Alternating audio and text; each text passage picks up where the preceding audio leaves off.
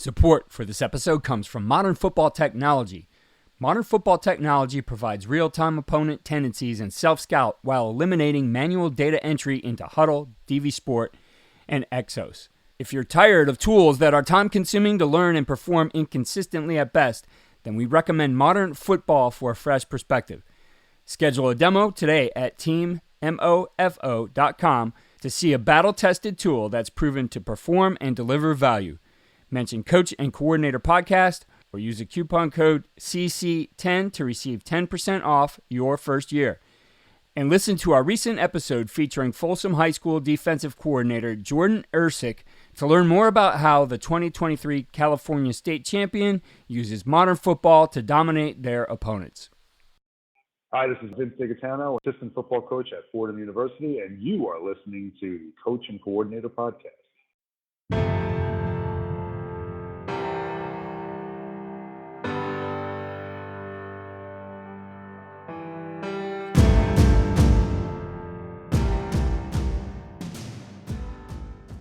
When it comes to Saturdays as coaches, we're really a minimal part of what goes on. Realistically, they really have to look to one another. So the more that they hear from one another, and the more that we got that started, I think that really was beneficial over a period of time too. Vince DiGaetano, assistant coach at Fordham University, joins us all season long as our in-house tackling expert. Coach DiGaetano has served on multiple coaching staffs in his career, including taking over in a very unique situation 5 days before the start of camp in 2018 as the head coach of SUNY Maritime. He led the Privateers to a 7-4 mark and a berth in the New England Bowl. We start today by learning from how Coach DiGaetano was strategic about building the leadership and culture of the program by making the players a big part of the vocal leadership. This is something we all can learn from and apply to our own situations, whether it's with our team, unit, or position group. We then dig into tackling with Coach DiGaetano, giving tips for early camp tackling, especially training situations that do not get much live work because of the nature of how we put a priority on safety. There are a ton of takeaways from this one to help you as we continue to get camp going for the 2023 season. What you see on tape is a direct reflection of what you teach and how you teach. Video is important, but if you don't teach well, you're not going to like what you see on your video. First Down Playbook has been helping coaches teach better for 13 years. It allows you to present installs, playbooks, and practice cards in half the time with NFL quality. Coaching tools like video pairing, a player app, practice schedules, and wristband sheets have made First Down Playbook a program management system with everything in one place. If you're in a position of leadership with your football program, receive a free 1-week look at First Down Playbook. Call them at 512-814-6158 or visit them on their website or social media. Mention Coach and Coordinator Podcast or use the coupon code COACH24 to receive a $100 discount off the normal $700 First Down Playbook team membership price. Links and the phone number are in the show notes. In having to take over a program like you did a few years ago and get the team going the right way early without ever having to know them, I think 5 days before, what were some of the best things you did in camp to bring that team together? Probably say at the beginning of camp, I think what was really most important was, outside of the obvious of being strong to introduce our staff and, really introduce our goals and everything to one another. I think really more than anything else was really making sure that we center everything around some expectations and some core values. Now, good part was that I'd been there prior, so I really was part of initially, introducing those core values to the program as it was. But I think once we were able to really see how they had progressed over time and how they maybe had been reinterpreted, I think that really is extremely helpful. One of the things that was really helpful to us was the fact that coming into a situation where we didn't really know a lot of the players at the time that we did was really allowing the leadership of the team to address the team. I think the ability for, especially where we're at with student athletes, the ability for us to develop them in allowing them to stand up in front of a large group like that, that's really not always for everybody. That's a skill that sometimes has to be, it doesn't always come natural and has to be trained. I think in doing that, that really kind of solidifies a little bit more of what the expectation is, what the teamwork aspect of it is. And at the end of the day, they're really on that field together. And the more that we're really, when it comes to Saturdays as coaches, we're really a minimal part of what goes on. And realistically, they really have to look to one another. So the more that they hear from one another, and the more that we got that started, I think that really was beneficial over a period of time too. Now that was something that was almost out of necessity there to get that going and have that kind of leadership. But if you were to bring that forward and, now you're using it with a team that or any, position group with players, how would you apply that? And how would you, I guess, you mentioned some of that needs training, but, make sure that guys who are getting up are giving good messages. A lot of it is you're, and I've seen this kind of happen since then, is, having the ability to assign specific topics that they're going to cover, how it's affected them. I think also with that too is some other places that we've managed to do. We've managed to team them up with coaches when we have coaches, the rest of the full team, because again, you're always trying to develop coaches to move on to their next professional step too. But teaming them up with them, giving them specific topics, having them kind of co-present where it's a coach and the player together has been something that's been something we've done past, and it's been helpful. Some of those pieces, especially during camp, because at camp you have a lot of more time together. Practice times have changed over the years that have gone by and the amount of time that you have off. But the reality is that you do have that ability to be with one another, and when you do that, I think you start to look at not only about core values and leadership and theoretical concepts, but you really start to look at more concrete gameplay concepts. You look at third down, and you look at 2-minute drill, and you look at how those things kind of work over time. I mean, it goes beyond time management and goes beyond some of those integral pieces, but you look really more so into doing the research about situations, and you make it a little bit more football-ish because of the fact that you're in camp, and it seems like you have forever when you're in camp.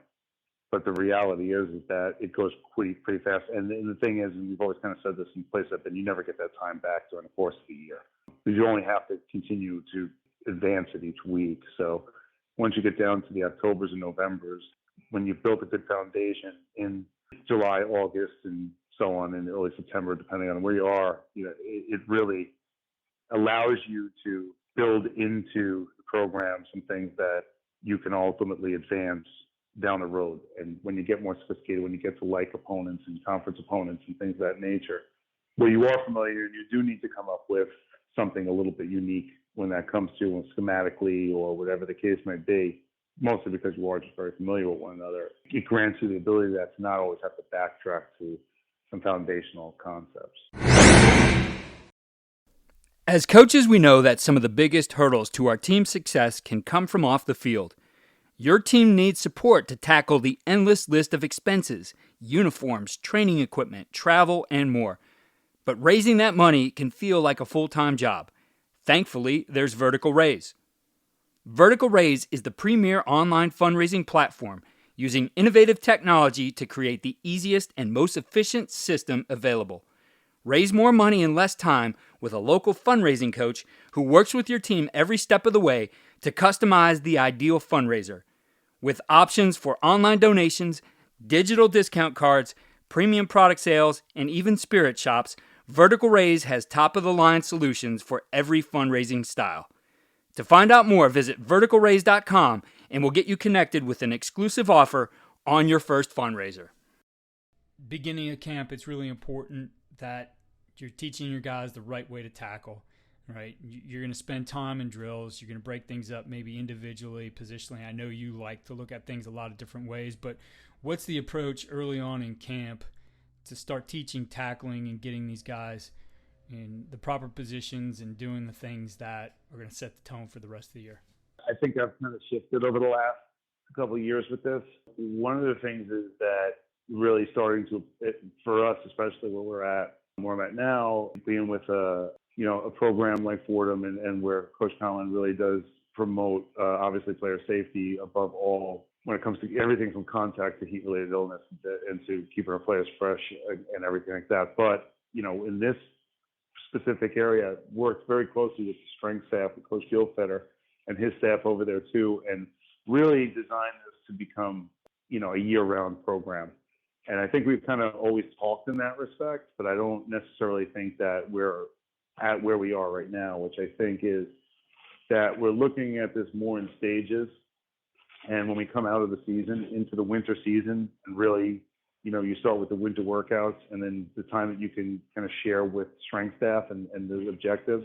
I feel like we've gotten to a place where we've built in a lot more of the fundamentals in the weight room, in the individual periods, in the morning sessions that we have in January and February, and then got a lot more of the foundational drill work that we had in spring practice. And then in the summer this year, I think what we did was kind of in an old school way, and kind of look at it, was really created more of a program where they can personalize it and work on their own by position to really work through some of those, like we used to give the old weight program before. A lot of those programs shifted over to have personalized as a staff that we have when it comes to strength, and used to get a workout packet. We really put together our tackling packets this summer, which has allowed us, because a lot of those foundational movements and a lot of those foundational exercises that we taught for player safety about, obviously, being shoulder leverage and keeping the head out of contact and having our toes and shoulder and everything point in the right direction. What that's kind of like allowed us to do a little bit more now is to be a little bit more strategic in regard to the drill work that we're doing is a lot more specific to the field itself, as opposed to, and the concept of gameplay in camp and coming out of camp. We have some specific goals, what we wanted to get to, as opposed to we're going to start from scratch. Like, we don't feel like we need to start from scratch because we now have taken advantage of the summer period to do. And then obviously if we need to go ahead and back and get that because somebody's struggling with conceptually with some fundamentals, we could always do that separate and apart. But one of the things that we've done this year is kind of focused on really three areas. One is ground contact. So having a set of coaches that's specifically working with ground contact and really majoring in that. One is the middle of the field leverage, right? Specifically when you're looking to vice the football or open field tackling. And then one is really working the sideline. So two things in there. And obviously, for the most part, the open field and the vicing the tackles and the leverage and all that stuff is pretty much commonplace for everybody. But one of the areas that you watch early in the season that people struggle with is obviously the cutback on the sideline. Because of the reduction of actual live contact, what happens a lot of the time, I found is, especially early in the season, a couple coaches have told me this in talking to them pregame and from other programs, people I've known for years, is that they always kind of pointed out and said they feel like that, contact at the quarterback level, especially when it comes to gear, is kind of really inconsistent because they don't really hit the quarterback, obviously, for obvious reasons. And it kind of led me down this path to look even closer. So what are the other areas that we struggle with early in the season? And one of them is working around the pursuit angle to the sideline, like tracking the back hip, avoiding cutback area, places like that. And yes, we've built those into stuff that we've done in the spring and the summer and whatnot. But we're really focusing and taking a group of coaches and majoring and managing the perimeter, outside the hash, outside the number. What does that kind of look like? And then not only that, but it's like 5 position groups. So what does that angle look like for a guy that plays at the first level as opposed to a guy that plays on the third level? And then how does that kind of vary up and make sure we have specific work in that area? Same goes for the ground contact too. And kind of incorporating that backwards. Yes, the traditional gator roll, we use pool noodles, we vary the weights, we vary whatever the case may be. But the reality is that when we're behind the ball carrier, we're not going to get a lot. We're very rarely, if any, possibly in a scrimmage situation, going to get a lot of live looks at that. So we really need to make sure that we're getting that drill work done. I know there's a lot of concepts. We've really shifted and make sure to try to get as much body on body as possible when it comes to the work. Really teaching thud, really teaching the key stay on our feet, making sure we're at the right strike point, we're bending, all those other great concepts that we have to get to.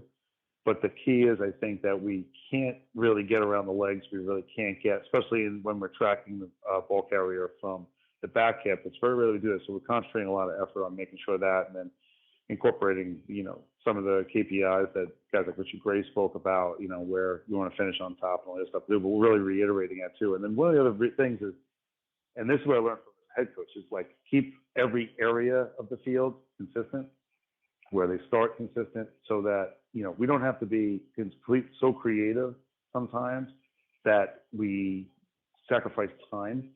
And I think there's a balance between that too. You can have some of the most creative drills, but you really have a window of 5 minutes or so to kind of get the work done. And I reiterated to it. There's a lot of talk, and people get on Twitter and they want to, Facebook and whatever else, and they want to give soliloquies about, fundamentals that are repetitious fundamentals. But the reality is, like I talked about, with our coaches and players, it's like reps over rhetoric at all times. Always, we want to make sure like we can correct repetition. We have enough people filming practices. You watch coaches now; they're standing out running their drills. Not where I am, but like they're videotaping off their phone. There's more than enough time for us to be able to do this in review and correct it with players, and I think they appreciate that. But like in live, we want to make sure that we are, not wasting time with this creation of drills and trying to pull bags out of the universe and creating circus tricks and atmospheres, whatever, but remaining incredibly consistent. And then obviously making sure that, little things like, you start at the same drill every day. I like to try to make it sure that when they finish with their position coach, because we usually go right into indie period from there. So like it avoids that, running across the field and where am I, where do I go? So that familiarity with each day. Plus the other part of it too is funneling down to a few major concepts, I think has been key. And then allowing the coaches to design their drills, has their own different drills. And that's where like it's those individual people, those they're now looking at like, I am the person now responsible for that ground contact. We use our D-line coaches for that because they're close to the ball and they're going to be dealing with that for the most part. But the reality is like now let them own what they're going to do. Give them a couple ideas, whatever the case. But they're all coaches. They're all on your staff. They're all hired for different reasons. They all have access to information. It doesn't have to be scripted that much, right? It doesn't have to be scripted that much that to the point where like, because one of the things I went around to a couple places and watched other coaches watch their tackling drills, and we really want to avoid having set-go coaches. And I see that sometimes where you go and you watch from the outside looking in, and you reflect on what you're doing. I've watched it after watching it somewhere else, not to say that not victim of it too. And I watch and I see people, set go, and there's no ownership of it. We want them to coach with passion. We want them to reiterate coaching points.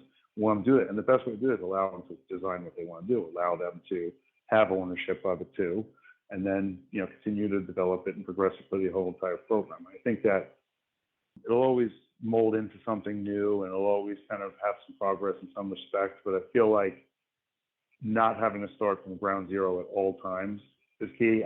You take for granted the fact that you do obviously have to reiterate. We're still reiterating some main coaching points, but in the same respect. And then once we get out of camp, we'll transition into what we do normally, and that really becomes a whole different story.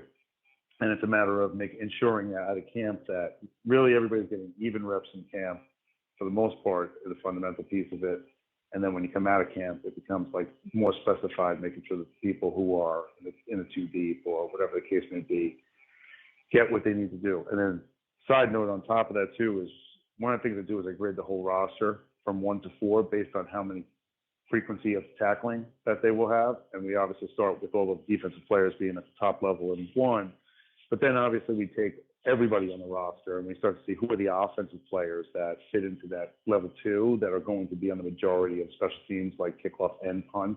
And you make sure you have to find a way to get them incorporated into that. And then you have a third level where they haven't been on it too, but they potentially could be somebody who you could use. And then obviously that's flexible and you can bump them in there. And then the bottom level of that too, where you have the quarterbacks and the majority of the offensive linemen, where they do need some stuff, but it's really for emergency situations, mostly when the ball is turned over. You need to have that in there too, which we do handle right.